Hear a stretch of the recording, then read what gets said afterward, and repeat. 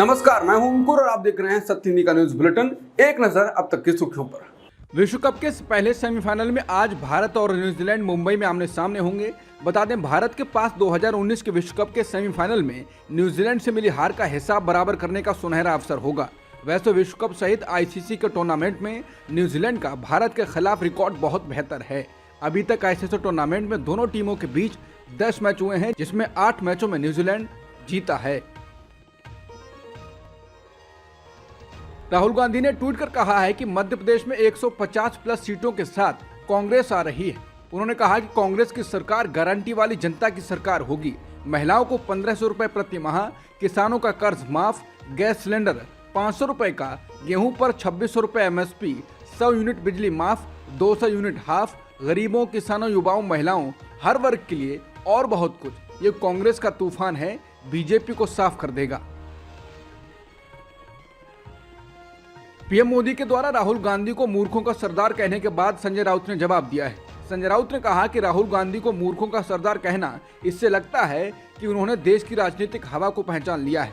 ये उनके अंदर डर है कि राहुल गांधी देश पर छा गए हैं। 5 राज्यों के चुनाव में राहुल गांधी भी छा गए और बीजेपी की बुरी तरह हार होने जा रही है। राहुल गांधी जी को मूर्ख कहने वालों को सोते वक्त राहुल दिखते हैं, सोने के बाद उठने के वक्त राहुल दिखते हैं और खाते पीते राहुल दिखते हैं। इसलिए दिखता है कि उनके अंदर राहुल गांधी को लेकर डर है कि ये नेता 2024 में देश का प्रधानमंत्री होगा और पूरा हिसाब किताब हमसे ले लेगा। और अगर आप अपने आप को ज्ञानी समझ रहे हो तो आपके कहने से आप ज्ञानी नहीं बन जाते हैं।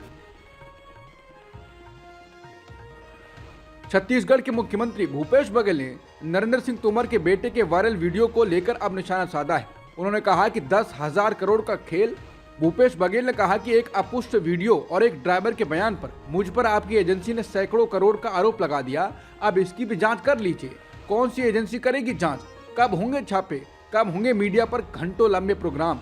केंद्रीय मंत्री नरेंद्र सिंह तोमर के बेटे देवेंद्र सिंह तोमर के करोड़ों का लेन देन करते वायरल वीडियो मामले में नया खुलासा हुआ है। वीडियो कॉल पर मंत्री पुत्र से बात कर रहे शख्स ने नया वीडियो जारी कर पूरी बातचीत की पुष्टि कर दी है। नरेंद्र सिंह तोमर के बेटे ने विदेश में गांजे की खेती के लिए 100 एकड़ जमीन भी खरीदी है। चुनाव आयोग ने मंगलवार को कांग्रेस नेता प्रियंका गांधी वाड्रा को कारण बताओ नोटिस जारी किया है। इन नोटिस प्रियंका गांधी द्वारा प्रधानमंत्री मोदी के संबंध में कथित तौर पर दिए गए असत्यापित और गलत बयान देने के आरोप को लेकर दिया गया है। चुनाव आयोग ने आम आदमी पार्टी को भी इसी तरह का नोटिस जारी किया है। आम आदमी पार्टी को ये नोटिस अपने सोशल मीडिया हैंडल पर पीएम के खिलाफ की गई कथित अपमानजनक टिप्पणियों के कारण जारी किया गया है। रिपोर्ट के मुताबिक भाजपा की शिकायत पर कार्रवाई करते हुए चुनाव आयोग ने प्रियंका गांधी से गुरुवार रात 8 बजे तक अपने बयान पर स्पष्टीकरण देने को कहा है। भाजपा ने अपनी शिकायत में आरोप लगाया है कि प्रियंका गांधी ने हाल ही में मध्य प्रदेश में एक चुनावी रैली में प्रधानमंत्री मोदी के खिलाफ झूठे और अप्रमाणित बयान दिए थे। गृह मामलों की संसदीय स्थायी समिति ने मंगलवार को विवाह के बाद संबंधों या एडल्ट्री को फिर से भारतीय न्याय संहिता के दायरे में लाने की सिफारिश की है। संसदीय स्थायी समिति ने केंद्र सरकार को भेजे अपने प्रस्ताव में कहा है कि एडल्ट्री को फिर से अपराध बनाया जाना चाहिए, क्योंकि विवाह एक पवित्र संस्था है और इसे संरक्षित किया जाना चाहिए। एनडीटीवी की एक रिपोर्ट के मुताबिक संसदीय स्थायी समिति ने मंगलवार को केंद्रीय गृह मंत्री अमित शाह से भारतीय न्याय संहिता विधेयक पर अपनी रिपोर्ट में ये सिफारिश की है। बता दें, गृह मंत्री अमित शाह ने सितंबर में भारतीय न्याय संहिता विधेयक पेश किया था। संसदीय समिति ने एडल्ट्री के साथ ही होमोसेक्सुअलिटी को भी अपराध के दायरे में लाने की सिफारिश की है। जेएनयू के पूर्व छात्र नेता शेला रशीद ने एक बार फिर से प्रधानमंत्री मोदी की तारीफ की है। इजराइल हमास जंग के बीच शेला रशीद ने मंगलवार को कहा कि शुक्र है कश्मीर गजा नहीं है। उन्होंने जम्मू कश्मीर में हो रहे बदलाव के लिए पीएम मोदी और केंद्रीय गृह मंत्री अमित शाह को क्रेडिट दिया। उन्होंने कहा कि 2010 में मैं पत्थरबाजों के प्रति सहानुभूति रखती थी, मगर आज मैं जब बदली हुई स्थिति देखती हूँ तो आज की स्थिति के लिए काफी शुक्रगुजार हूँ। कश्मीर गजा नहीं है, क्योंकि कश्मीर केवल इन आगे पीछे के विरोध प्रदर्शनों, उग्रवाद और घुसपैठ की छिटपुट घटनाओं में शामिल था। उन्होंने कहा कि कश्मीर में बदलाव लाने के लिए किसी को बर्फ तोड़ने की जरूरत थी और इसके लिए मैं वर्तमान सरकार और खासकर प्रधानमंत्री और गृहमंत्री को श्रेय देना चाहूंगी। उन्होंने कहा कि उन्होंने इसका राजनीतिक समाधान सुनिश्चित किया है, जो मैं कहूंगी कि रक्तहीन है। उत्तराखंड के उत्तरकाशी जिले में एक सुरंग के अंदर फंसे 40 श्रमिकों को बचाने का प्रयास बुधवार को भी जारी रहा। मंगलवार रात को जैसे ही बचाव अभियान शुरू हुआ, भूस्खलन की वजह से बर्मा ड्रिलिंग मशीन और उसके प्लेटफॉर्म नष्ट हो गए।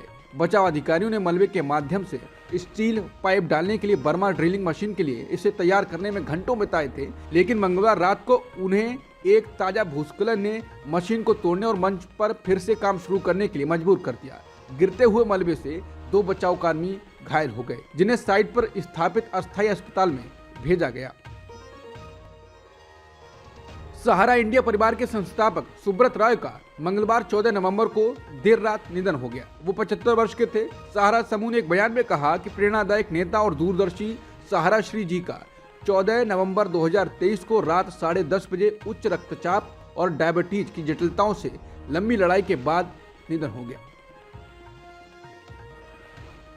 अभिनेता नाना पाटेकर का एक वीडियो वायरल हो रहा है, जिसमें वो एक सेल्फी लेने के लिए आए फैन को थप्पड़ मार रहे हैं। ये वीडियो वाराणसी का बताया जा रहा है, जहां नाना पाटेकर अपनी आने वाली फिल्म की शूटिंग कर रहे हैं। सामने आए वीडियो में आप देख सकते हैं कि नाना पाटेकर शूटिंग के सेट पर भूरे रंग के कोट के साथ भूरे ही रंग की हैट लगाए और मफलर पहने दिख रहे हैं। तभी इस दौरान एक फैन उनके साथ सेल्फी लेने के लिए आता है, जिसे देख नाना इस कदर भड़क जाते हैं कि वो उनके सर पर जोरदार थप्पड़ मार देते हैं। ये मामला यहीं नहीं रुकता। नाना के थप्पड़ मारने के बाद उनके साथ मौजूद क्रू मेंबर उसे गर्दन से पकड़कर उसे वहां से खदेड़ देता है। इसके बाद अब फैंस उन्हें जमकर ट्रोल करते हुए नजर आ रहे हैं। इजरायली सैन्य बल यानी आईडीएफ ने कहा है कि आईडीएफ ने बुधवार सुबह अल-शिफा अस्पताल में घुसकर ऑपरेशन शुरू कर दिया है। खुफिया जानकारी और ऑपरेशन की जरूरत के आधार पर आईडीएफ बल अल-शिफा अस्पताल में एक खास क्षेत्र में हमास के खिलाफ एक सटीक और टारगेट अभियान चला रहा है। अल जजीरा चैनल ने अल-शिफा के अंदर एक डॉक्टर के हवाले से बताया है कि इजरायली छापे ने अस्पताल में मरीजों, विस्थापित लोगों और स्वास्थ्य कार्यकर्ताओं के बीच दहशत पैदा करती है, जबकि हमास ने इस बात से इनकार किया है कि वो गजा में अल-शिफा जैसे अस्पतालों को कमांड सेंटर के रूप में इस्तेमाल कर रहा है। उसने इजराइल और संयुक्त राज्य अमेरिका पर क्रूर नरसंहार को उचित ठहराने की कोशिश करने का आरोप लगाया है। बता दें 7 अक्टूबर से गजा पर इजरायली हमलों में 11,300 से अधिक फलस्तीनी मारे जा चुके हैं। गजा में स्वास्थ्य मंत्रालय के प्रवक्ता अशरफ अल-कुद्रा ने कहा कि इजरायली बलों द्वारा अस्पताल पर हमला करने के बाद उन्होंने कहा कि अल-शिफा अस्पताल के अंदर केवल डॉक्टर, मरीज और विस्थापित लोग हैं। उन्होंने कहा कि हमें डरने या छुपाने की कोई बात नहीं है। बता दें अल-कुद्रा ने पहले कहा था कि दर्जनों इजरायली सैनिक अस्पताल के आपातकालीन विभाग की इमारत में घुस गए थे, जबकि टैंकों ने चिकित्सा परिसर को घेर लिया था। अमेरिका के न्यूयॉर्क में इजरायल के डिप्टी काउंसलर जनरल जाक सार ने बताया है कि उनके देश की सेना हमास के ढांचे को तबाह करने के लिए हर संभव कोशिश कर रही है। बीबीसी से बातचीत में उन्होंने दावा किया कि गजा के अल-शिफा अस्पताल के नीचे उनके हथियार और लड़ाके हैं।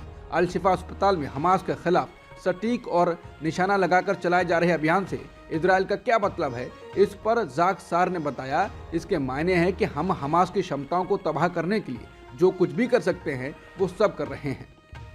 अब तक की सुर्खियों में इतना ही। बाकी खबरों के लिए बने रहिए सत्यहिंदी.com के साथ।